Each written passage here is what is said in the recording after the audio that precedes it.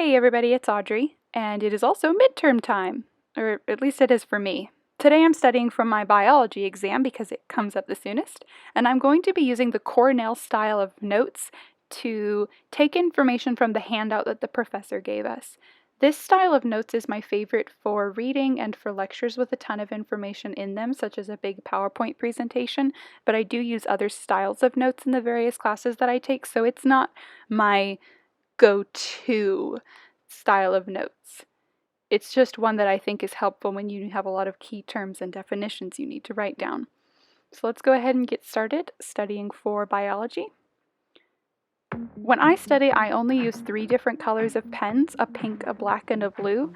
If I have more colors than that, my notes get too busy for my eye, but I have seen people that use illustrations and they draw, so it's really up to your style of learning and whatever you think is going to help you the most while you're studying. The Cornell style of notes utilizes 3 different columns, and these columns are especially helpful for when you need to take your notes with you and review them before you take any kind of exam. They've helped me a lot with this biology class because I am not a science expert. About halfway through my hour of study, I took a 10-minute break. I don't let myself take breaks that are too long because then the likelihood of me coming back to studying is pretty slim, but I think it's really important to remember to take a break, and we always tell people that they need to do it, but sometimes we forget to.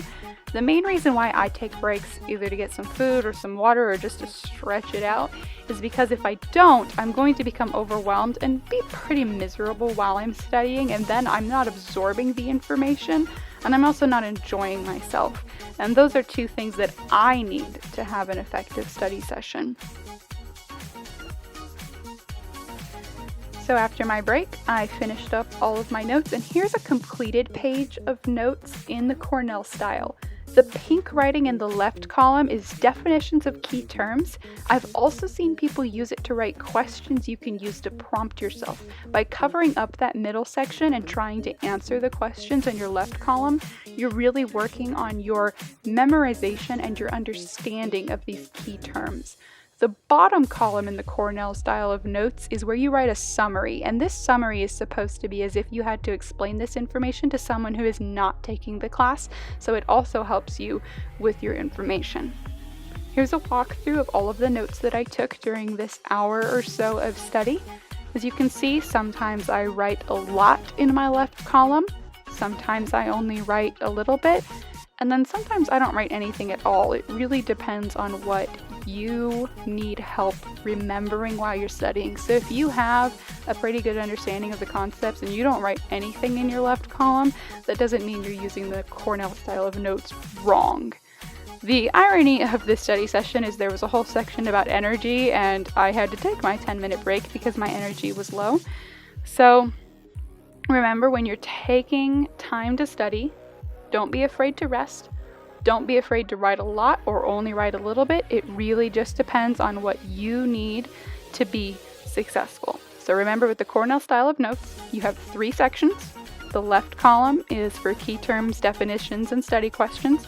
The middle is where you write the main information, and then the summary of the topic goes at the bottom. And as you can see here, sometimes you're going to be drawing in your notes. Just depends on what you need to remember the concepts, and then you can review those notes later on. If you like this video or you want more study tips, you can visit my website or find me on Twitter and Instagram at audrey_com, and you can leave questions in the comments or on my social media pages. Thank you, and happy studying whether it's midterm season or not.